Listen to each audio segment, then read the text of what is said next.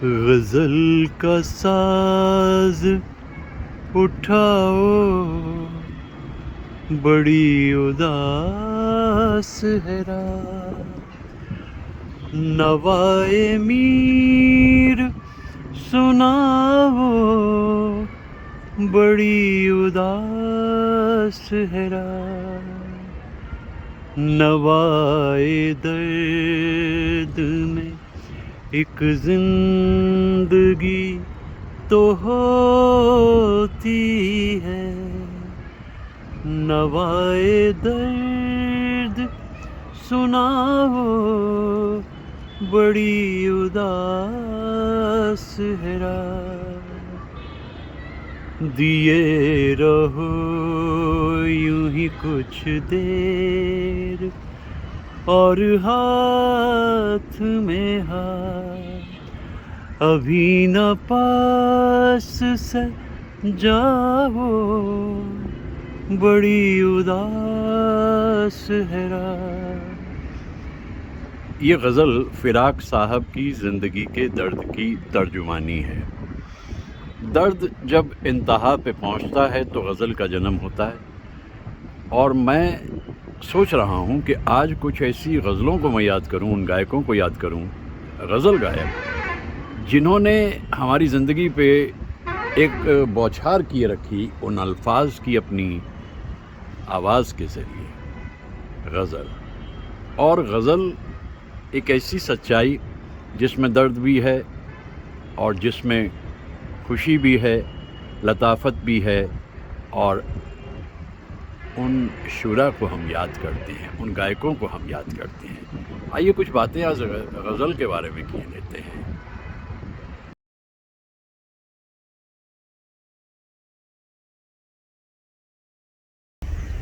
वक्त रुकता नहीं कहीं टिक कर, वक्त रुकता नहीं कहीं टिक कर, इसकी आदत भी आदमी सी है।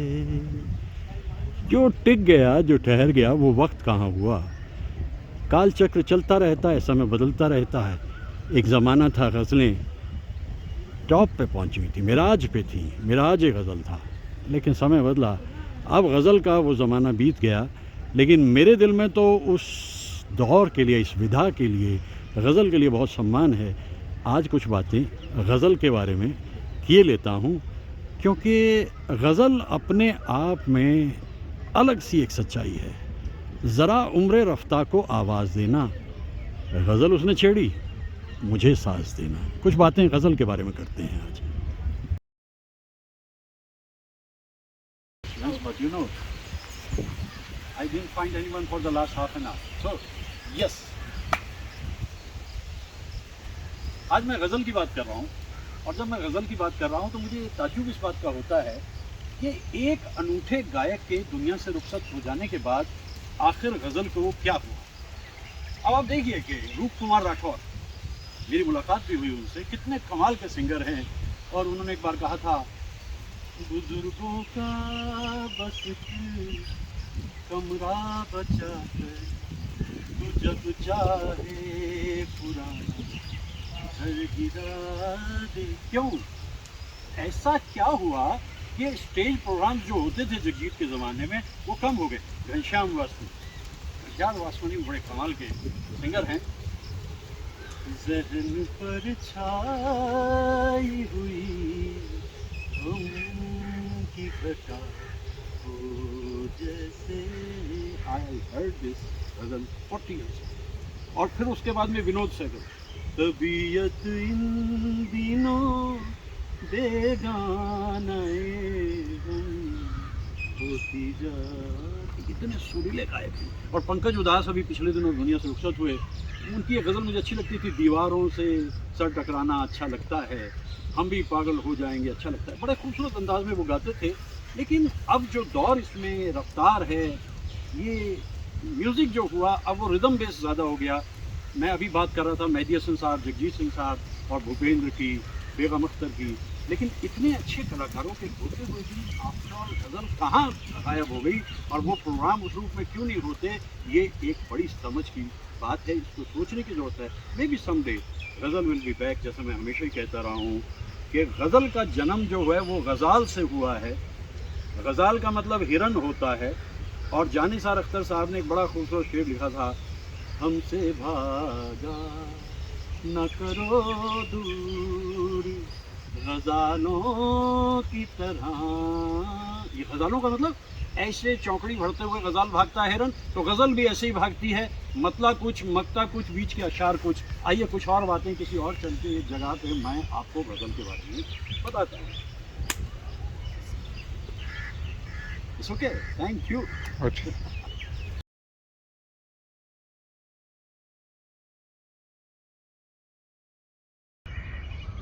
गज़ल की बात करूं तो मैं तो बचपन से ही फिल्मी गीत सुना करता था।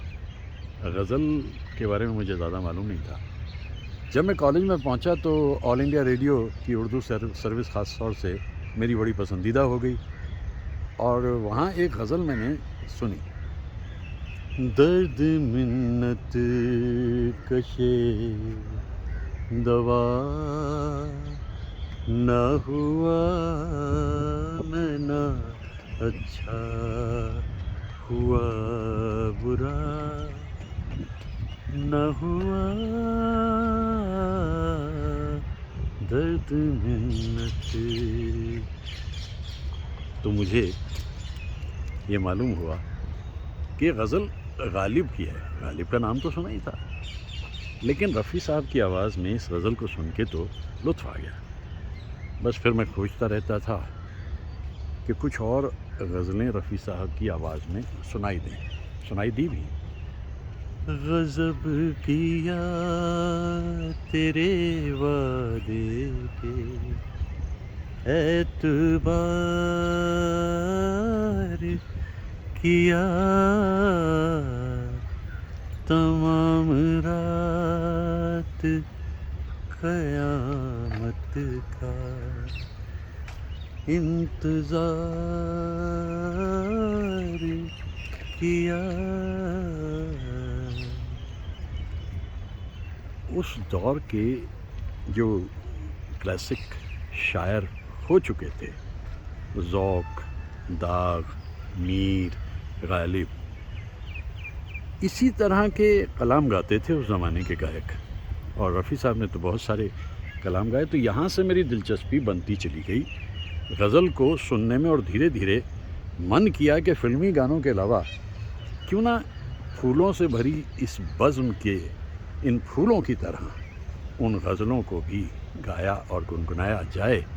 और मैंने गाना गुनगुनाना शुरू कर दिया। आम भाषा में यूँ कहूँ कि ये एक नई उड़ान थी मेरी, और फिर धीरे धीरे ज़िंदगी में कुछ ऐसा होता चला गया कि गज़ल का दर्द समझ में आने लगा, और मैं अलग अलग तरह की गज़लें गाने लगा। कॉलेज में कंपटीशन भी होते थे, तो वहाँ एक गीत फिल्मी गाना होता था और एक गैर फिल्मी, यानी कोई गज़ल। तो फिर वहाँ कुछ गज़लें मैंने तलाश की और गानी शुरू की।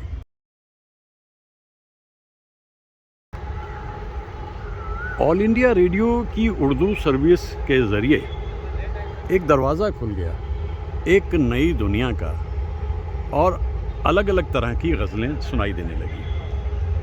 एक शाम एक गज़ल मुझे सुनाई दी जो मैंने पहली बार सुनी थी। यूं तो हर शाम उम्मीदों में गुजर जाती थी,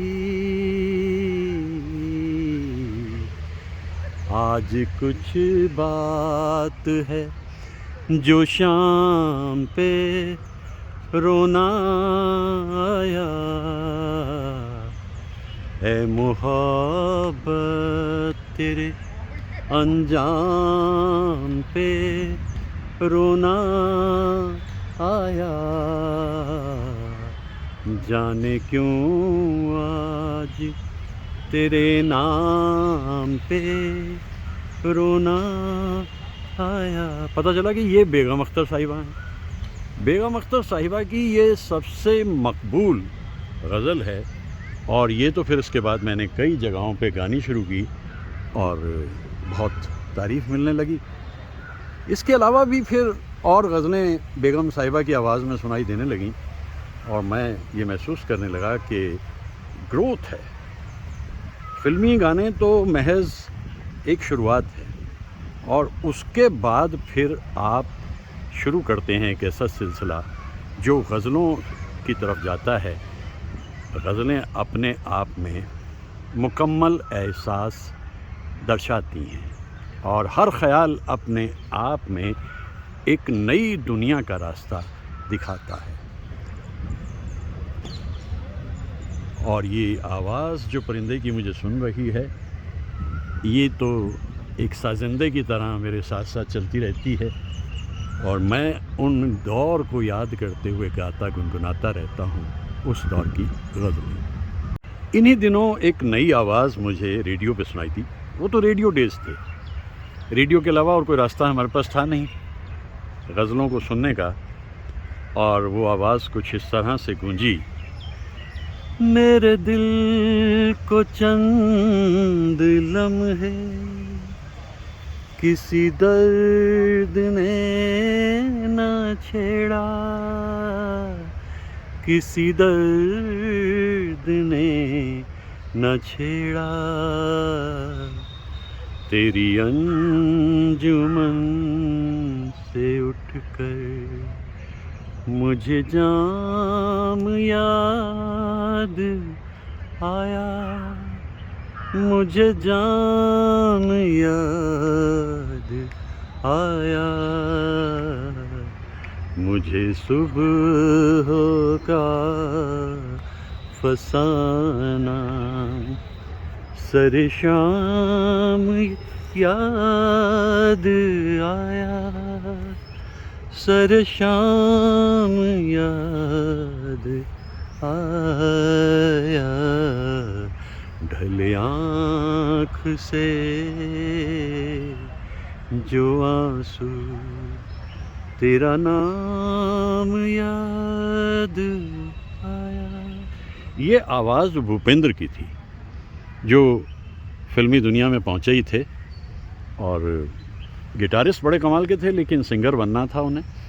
और इसके बाद इस गज़ल को मैंने इतना गाया कि बड़ी मकबूलियत हासिल हुई। छोटा सा शहर हमारा, लिमिटेड रिसोर्सेज, और कुछ महफ़िलें जो जमती थी उसमें ऐसी गज़लों को मैं गाया करता था। भूपेंद्र बड़े कमाल के सिंगर आने वाले वक्त में बन गए, और अलग अलग तरह के गीत उन्होंने फिल्म्स में तो गाए, लेकिन उनकी एक गज़ल मुझे याद आती है, और उस गज़ल को जब मैं सुनता हूँ तो बस ऐसा लगता है कि कैफ़ी साहब की कैफियत भी क्या कमाल थी। कोई जब से शरीके कारवां है, मेरे कदमों के नीचे आसमां है। अब तो मैं ढूंढता रहता था, कहीं से भी कोई गज़ल मुझे मिले वो मैं गुनगुनाने लगता था, गाने लगता था। छोटी छोटी महफ़िलें हमारी जमती थी, और उसमें इकलौता सिंगर मैं ही होता था, बाकी सब सुनने वाले होते थे। आर्ट ऑफ एप्रिसिएशन बड़ी कमाल की थी उस ज़माने में। वो इतना हौसला बढ़ाते थे कि बस फिर और गाने को मन करता था। और कॉलेज में भी जब मैं गाता था, कभी कैंटीन में बैठकर, कभी दोस्तों की महफ़िल में, तो बड़ी तारीफ़ मिलती थी। और एक बात दुनिया समझ नहीं पा रही, हमराज फिल्म में एक कलाकार का रोल अदा कर रहे हैं सुनील दत्त साहब, और एक जगह वो कहते हैं अदाकारा से, हीरोइन से, अगर कलाकार को वाह नहीं मिलती तो उसके दिल से आह निकलती है। तो अब वो एप्रिसिएशन का ज़माना तो ख़त्म हो गया। कोई ख़ास दुनिया को दिलचस्पी नहीं होती कि भाई आप गा रहे हैं या क्या कर रहे हैं। आपकी अपनी दुनिया और आपका अपना लहजा, वो आप जाने। लेकिन उस दौर में बड़ी तारीफ़ मिलती थी, और वो तारीफ़ जो है, अब देखिए ये एक तारीफ़ मुझे मिल रही है यहाँ ये वीराने में इसने मेरी गज़ल सुनी और इसने कहा भाई देखो और कोई सुने ना सुने, मैं तो तुम्हारी गज़ल को सुनने के लिए आ गया हूँ।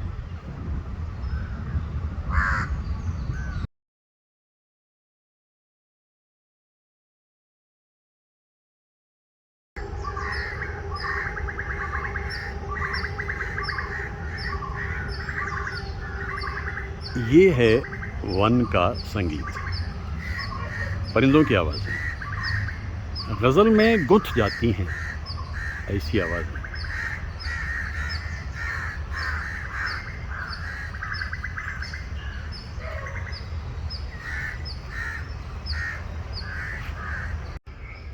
गज़ल की खूबसूरती ये है कि इसमें फूलों की रंगत भी है और दर्द की संगत भी है। अब जो शायर चाहे कलम से वो बज दे जो उसे कहना है। खुशी है तो, दर्द है तो, एक सृजन होता है ऐसे एहसास का। हुए हैं ज़ौक़ मीर, गालिब और इंशा भी, मगर एक अंदाज़ कहने का साहिर का भी है। साहिर की गज़लें भी बहुत कमाल की होती हैं। तंग आ चुके हैं कश्मकशे जिंदगी से हम, ठुकरा न दे जहाँ को कहीं बेदिली से हम। और इसके अलावा साहिर के लिखे हुए कलाम में तंज़ भी है और रंज भी है। तुम अपना रंजो गम, अपनी परेशानी मुझे दे दो। इसमें एक पंक्ति बड़ी अच्छी लिखी उन्होंने, कोई दिन के लिए अपनी निगहबानी मुझे दे दो। मैं देखूं तो सही दुनिया तुम्हें कैसे सताती है, कोई दिन के लिए अपनी निगहबानी मुझे दे दो। तुम अपना रंजो गम, अपनी परेशानी मुझे दे दो। साहिर के रंग बहुत अलग हैं और बात कहने के उनके ढंग भी बहुत अलग हैं, इसीलिए साहिर साहिर है, जादूगर है। कम से कम उसको देख लेते थे, अब के सैलाब में वो पुल भी गया। पुल क्या टूटा, रिश्ते ही खत्म हो गए। इन टूटते हुए रिश्तों की आवाज़ें गज़ल में सुनाई देती हैं और फिर कहा जाता है कि आओ बनाएं पुल कोई अब अपने आसपास, अरसा हुआ है आपको हमसे कटे हुए। ऐसा भी नहीं कि जो टूट गए पुल दोबारा नहीं बनते, बनते हैं। रिश्ते हैं ना, ये रिश्तों के पुल बड़े मुश्किल हैं।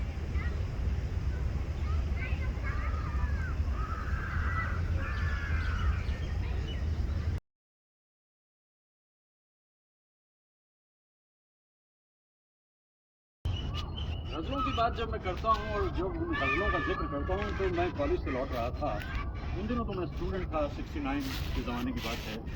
और वहाँ मैंने रेडियो पे आते ही एक आवाज़ सुनी, तुम न पाओगे सादा दिल हमसा, जो तगाफुल को भी हया जाने, दिल को क्या हो गया खुदा जाने। 68-69 का ज़माना था और ये पहली बार मैंने आवाज़ सुनी। और जब बोला अनाउंसर ने कि ये आवाज़ जगजीत सिंह की, वहाँ से उस आवाज़ से मेरी ऐसी मोहब्बत हुई कि आखिरी पल तक उस आवाज़ को मैं सुनता रहा और 12 नशिस्त मैंने उनकी अटेंड की। और एक बार जगजीत सिंह से मेरी बड़ी तफसील से फ़ोन पे बात की हुई। ऐसा गायक, ऐसा अद्भुत गायक भी आया नहीं। बहुत सारे गीत उनके मुझे सुनने को मिले, लेकिन गज़लें जो उनकी होती थी उसमें जो उनका रंग ढंग है, प्यार का पहला खत लिखने में वक्त तो लगता है, खत लिख दिए। और उसके बाद में एक दौर ऐसा भी आता है, तेरे खत आज मैं गंगा में बहाया। मैं जगजीत को इसलिए पसंद करता हूँ क्योंकि अल्फाज की एक ऐसी तस्वीर खींच देते हैं जो अन्य कोई गायक जल्दी से नहीं खींच पाया। बस सरहद पार मेहदी हसन साहब इस तरह के इंसान थे। जैसे वो कहते हैं, सरकती जाए है रुख से मका, आहिस्ता आहिस्ता। आप महसूस करते हैं कि आहिस्ता आहिस्ता थोड़ा, और बीच में एक पंक्ति इसमें है, हुजूर आहिस्ता आहिस्ता जनाब, आहिस्ता आहिस्ता। इसके तरह का कलाकार है जगजीत, और इतनी सारी गज़लें हम उनकी सुनते हैं। और सजदा और गालिब तो दो ऐसे कमाल हैं जो वक्त सीने पे हस्ताक्षर हैं, संगे मील हैं। इन उजाड़ बेबान इलाकों में आकर के जब मैं जगजीत की गज़लों को सोचता हूँ तो मैं सोचता हूँ, वो नहीं मिला तो मलाल क्या, जो गुजर गया सो गुजर। और एक दिन जगजीत भी दुनिया से गुजर गए। महज 70 बरस की उम्र में उनका चला जाना हमारे लिए बहुत दुखदायी, क्योंकि मैं कहता हूँ कि ऐसा स्टेज परफॉर्मर भी मैंने कभी दोबारा देखा नहीं। मैं उनकी प्रोग्राम्स में सबसे आगे जाकर के पहली दूसरी पंक्ति में इसलिए बैठ जाता था, उनके ख्यालात, उनके जज्बात, उनके तासुरात मैं सब देखता था। और आज इस वीराने में आकर के मुझे जगजीत याद आ रहे हैं। और मैं यही सोचता हूँ कि मैं जो काम कर रहा हूँ वो ये है कि गुजरे हुए दौर को रिवाइंड कर रहा हूँ। ये जो पुल है, ये पुल दो पीढ़ियों को जोड़ता है, लेकिन अगर किसी वजह से ये पुल टूट जाता है, जैसे वो कहते हैं ना कि कम से कम उसको देख लेते थे, अब के सैलाब में वो पुल भी। तो दो जनरेशन्स के बीच में मैं पुल बना रहा हूँ। 40 साल कॉलेज में पढ़ाने के बाद 11 साल से रिटायर होकर के अब मेरा काम यही है कि उस दौर की गज़लें, गीत, गायक, कलाकारों को याद करना, यूट्यूब पे पहुंचा देना। और आपको ताज्जुब होगा, 30, 35, 40 साल पुराने मेरे विद्यार्थी जब इनको देखते हैं उनको बड़ा मज़ा आता है। और मुझे बड़ी खुशी होती है कि इतने वर्षों बाद भी ज़िंदगी जिंदा है, ताबिंदा है, एक होता हुआ परिंदा। कुछ और आगे चल के कुछ और गज़ल गायकों का जिक्र मैं करूँगा। ये थे जगजीत। इसी तरह कॉलेज से लौटकर मैंने रेडियो ऑन किया तो वहाँ भी एक गज़ल, क्या एक नगमा चल रहा था, जिंदा हैं कितने लोग मोहब्बत किए बगैर। इस आवाज़ को भी मैंने पहली बार ही सुना था और मालूम हुआ कि यह आवाज़ मेहदी हसन साहब की है। तो सरहद पार से आती हुई ये आवाज़ भी मेरी ज़िंदगी का हिस्सा बन गई, क्योंकि मेहदी हसन साहब भी अल्फाज की तस्वीर को इस खूबसूरत अंदाज में खींचते थे। ये धुआं सा, ये देखिए, ये धुआं सा कहाँ से उठता है। कितनी ही सारी गज़लें मैंने मेहदी हसन साहब की सुनी हैं और एक लंबे अरसे तक छाए रहे वो। 1977 के ज़माने में जब वो बॉम्बे आए थे, बल्कि हिंदुस्तान आए थे, तो बॉम्बे फिल्म इंडस्ट्री ने उनका ज़बरदस्त स्वागत किया और उनकी गज़लें घर घर में गूंजने लगी। अब के हम बिछड़े तो शायद कभी ख्वाबों में मिले। ये जो बेंच होते हैं ना पार्क में, कभी यहाँ पे जुगल जोड़ी बैठी होती है और बाद में जब उनमें से एक लौट के आता है तो वो देखता है कि ये बेंच खाली है, क्योंकि ज़िंदगी ने कुछ ऐसी करवट बदली, तुम रहे ना तुम, हम रहे ना। तो मेहदी हसन साहब की तो कितनी ही सारी गज़लें आज भी मैं सुनता हूँ और यही कमाल उनकी गज़लों का भी है। कभी कभी वो कहते हैं, फूल ही फूल खिल उठे मेरे पैमाने में, आप क्या आए बहार आ गई मैं खाने। भाई आपके नाम से ताबिंदा है उन्वाने हयात, वरना कुछ बात नहीं थी मेरे अफसाने में। तो मेहदी हसन साहब की कितनी ही सारी गज़लें हम सुनते रहते हैं और आज भी सुनते रहते हैं। वक्त ने बेवफाई की, फूल शूल में बदल गए और जीवन के जो आखिरी लगभग 8-10 बरस हैं, इतनी घोर बीमारी को जूझते हुए दुनिया से रुखसत हुए मेहदी साहब। और क्या क्या गा जाते थे, शोला था जल बुझा हूँ, सदाएं मुझे न दो, इस तरह की गज़लें वो गाते थे।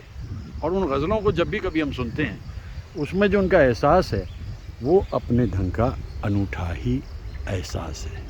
तो मेहदी हसन साहब अपने ढंग के अनोखे और अनूठे गायक, और वो गायक इस तरह के सरहद पार एक वक्त ऐसा आता है कि संगीत जोड़ता है और फिर नहीं रहता कि कलाकार कहाँ का है, क्यों है, ऐसा कुछ महसूस होता है मेहदी हसन साहब को सुन। कुछ उसके दिल में लगावट ज़रूर थी, वरना वो मेरा हाथ छुड़ा कर गुज़र गया कैसे, ये ज़हर मेरे लहू में उतर गया कैसे। दूर होते होते वो आवाज़ें दूर हो जाती हैं। इस तरह जो मोहब्बतें शुरू होती हैं वो अंजाम तक पहुँचें, इनके चांसेस कम ही होते हैं। हाँ, कभी वक्त वो भी था जब इसी तरह उद्यानों में घूमते हुए, ज़िंदगी के सपने देखते हुए हम भी घूमा करते थे। इस जुगल जोड़ी के लिए मैं दुआ करता हूँ कि ये कभी ना बिछड़ें और यूँ ही मिलते रहें। लेकिन बहुत कुछ तो वक्त के हाथों में होता है, इंसान उसके हाथ में महज़ एक खिलौना होता है। मैं होश में था तो फिर उस पे मर गया कैसे, ये ज़हर मेरे लहू में उतर गया कैसे। ये मेहदी हसन साहब हैं। मेहदी हसन साहब की गाई हुई कोई भी गज़ल हम सुने, उसका असर देर तक और दूर तक हम पर रहता है, क्योंकि ऐसी शिद्दत भी किसी गायक में कम ही देखने को मिलती है। अपने ढंग के एक अलग ही तरह के गायक मेहदी हसन साहब, फासले ख़त्म किए उन्होंने। सरहदें जो बीच में रही वो पॉलिटिकली रहती हैं या जोग्राफिकली रहती हैं, लेकिन दिलों को जोड़ने का काम इन कलाकारों ने किया। जगजीत जब जाते थे पाकिस्तान, सर पे बिठाते थी वहाँ की पब्लिक, और जब मेहदी हसन यहाँ आए तो क्या प्यार, क्या सम्मान, कितना कुछ उन्हें यहाँ पर दिया गया। ये है संगीत का अपना जादू, जो हर युग में इसी तरह सर चढ़कर बोला है। मेहदी हसन साहब ने एक रास्ता खोल दिया, और सरहद पार से जो कलाकार हमारे आए उनमें ग़ुलाम अली साहब का नाम बहुत हुआ, और चुपके चुपके उनकी गज़ल जो है वो तो बहुत ही मशहूर हुई। और इसके अलावा भी मैंने कुछ और आवाज़ें सुनी सरहद पार से, जैसे कि इकबाल बानो, फरीदा खानम, और उसके अलावा ग़ुलाम अब्बास, परवेज़ मेहदी। ये कुछ ऐसे कलाकार थे जो अपने ढंग के अनोखे और अनूठे थे। लेकिन दो कलाकारों ने तो मेरे दिल पे ऐसी छाप छोड़ी कि मैं उन्हें कभी भूलता नहीं, और दोनों की पहली गज़ल मैंने कम से कम 40 साल पहले सुनी थी। पहली है नाहिद अख्तर। हस्ती ही अपनी क्या है ज़माने के सामने, हस्ती ही अपनी क्या है ज़माने के सामने, एक ख्वाब है जहाँ से गुज़र जाएं हम तो क्या, दुनिया से खामोशी से गुज़र जाएं हम तो क्या, ज़िंदा रहें तो क्या है जो मर जाएं हम तो क्या। ये आवाज़ आज भी मेरे मन में उसी तरह गूंजती है जैसी 40 साल पहले। नाहिद अख्तर, और ये मुनीर नियाज़ी साहब का कलाम है। हवाएं चलती हुई, दरख्तों को हिलाती हुई, एक दौर को याद दिलाती हुई। वो ज़माना कैसेट्स का ज़माना था, या तो रेडियो या कैसेट्स पे सुन पाते थे हम। तो ऐसी एक बहुत कमाल की गायिका नाहिद अख्तर को अभी भी इन गज़लों को मेरा जब भी मौका लगता है मैं सुनता हूँ। और दूसरी आवाज़ जो मुझे सुनाई दी वो थी आबिदा परवीन। किसे ढूंढोगे इन गलियों में नासिर, चलो अब घर चलें, दिन जा रहा है, चलो अब घर चले। तेरे आने का धोखा सा रहा है, दिया सा रात भर जलता रहा है। और ज़िंदगी की उदास रातों में और राहों में कभी कभी वो कोई दोस्त था अच्छे दिनों का, जो पिछली रात से याद आ रहा है। यही वो पुल था जिसे पार किया उस दोस्त ने और हमेशा के लिए रुखसती कर ली। अब तो यादें रफ्तगां की भी गुंजाइश नहीं, यारों ने कितनी दूर बसा ली हैं बस्तियाँ। ऐसा भी होता है। ये सूखे पेड़ और इन पेड़ों से झड़ते हुए पत्ते जताते हैं कि ज़िंदगी में परिवर्तन अक्सर आता रहता है। रिश्तों के जो पुल बने होते हैं वो भी टूट जाते हैं, वो पल भी ख़त्म हो जाते हैं, रह जाती हैं महज कुछ यादें। आज मैं गज़लों का ज़िक्र कर रहा हूँ और ख़ास तौर से गैर फ़िल्मी गज़लों का ज़िक्र कर रहा हूँ। उन गायकों को याद कर रहा हूँ जिन्होंने मेरी ज़िंदगी पे इतना असर किया ओवर द ईयर्स।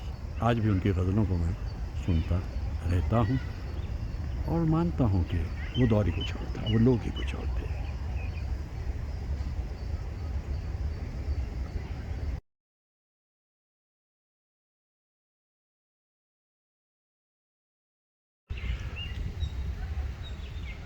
उर्दू शायरी के अलग अलग हिस्से, कहीं शेर है, कहीं कता है, कहीं रुबाई है और कहीं नज़्म है, कवाली है।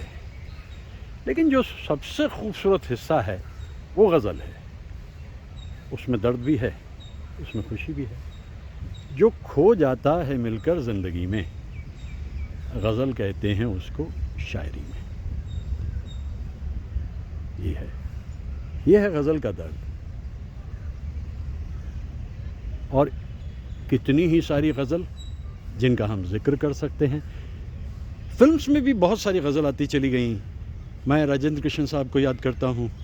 यूं हसरतों के दाग मोहब्बत में धो लिए।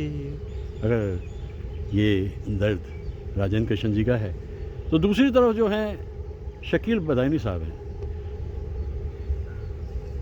कोई सागर दिल को बहलाता नहीं। और मजरू साहब, हम हैं मताए कूचा बाजार की तरह। और कैफी साहब, मिले न फूल तो कांटों से दोस्ती कर ली।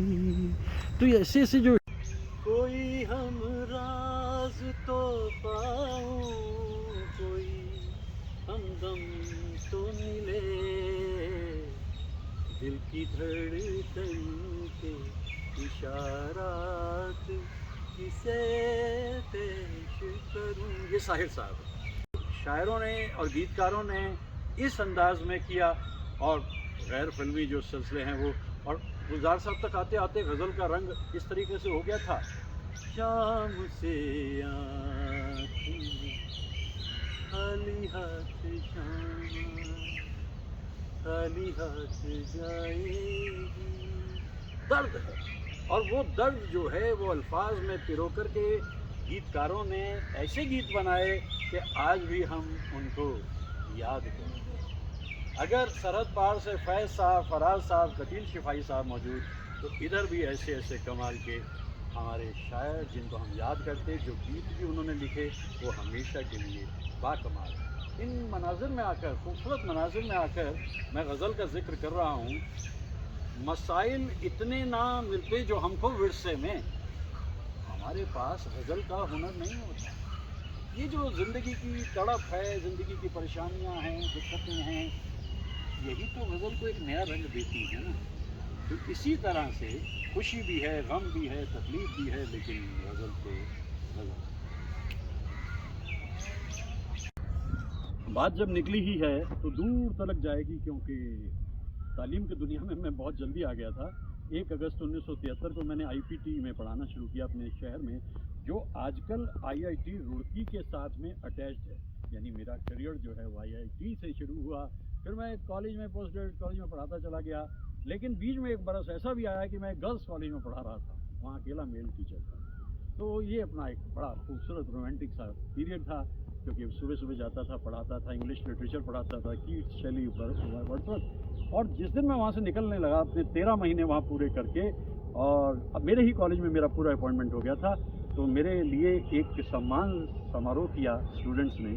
और उन्होंने कहा, भाई हम जानते थे सर आप गाते हो, तो कुछ गाइए।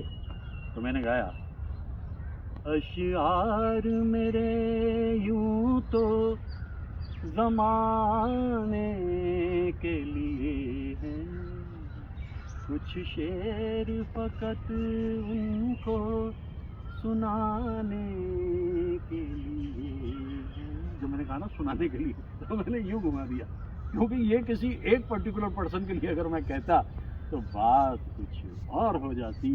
ये खूबसूरत सी यादें। अब ये भी नहीं ठीक के हर दर्द मिटा दे,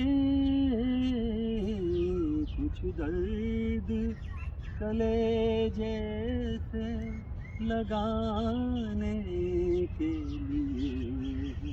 अगर ये दर्द कलेजे से ना लगे होते तो क्या मैं गा रहा होता? ये जो दर्द की तर्जुमानी है ज़िंदगी में, ये तजुर्बों से आती है, और वो भी अगर तल्ख तजुर्बे हैं तो क्या कहना, क्योंकि हम ज़िंदगी में इसी रूप में जीते चले यहाँ तक आ गए। तो वो दौर याद आ गया, वो दिन याद आ गया। शिक्षा जगत में 50 बरस पूरे हो गए। 1973 में पढ़ाना शुरू किया था, और आज सिवाय घूमने फिरने और गाने के और कोई काम मेरे पास है नहीं, यानी गाता जाए बन जाए।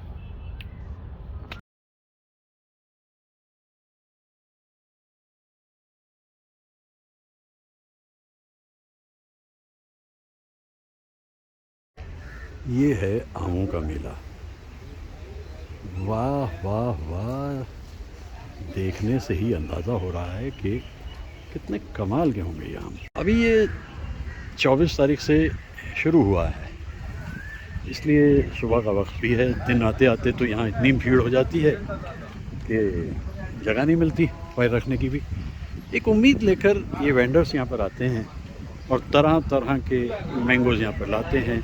पूछो तो कहते हैं भाई इनका फेवरेट दशहरी है, और इनका फेवरेट बादामी है, मलका है।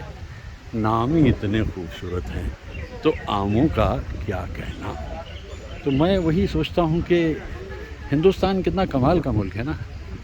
हर चीज़ का एक जश्न यहाँ मनाया जाता है, हर चीज़ का एक जश्न मनाते हैं। आम है तो आम है, गुठलियों के दाम हैं। ये है ना सिलसिला।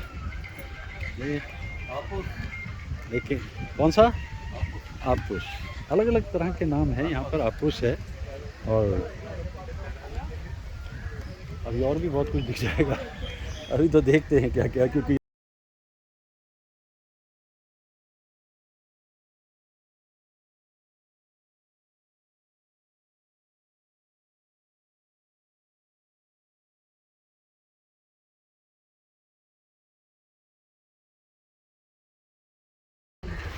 ढेर लगे हुए हैं आमों के। लेकिन कितने आम आप खा सकते हो भाई। गालिब के तो पसंदीदा थे आम। जहाँ आम का मौसम आया, ये भी नहीं देखा कि दाम क्या है, लेकिन आम खाते थे गालिब। ये है कमाल आमों का। आम के आम, गुठलियों के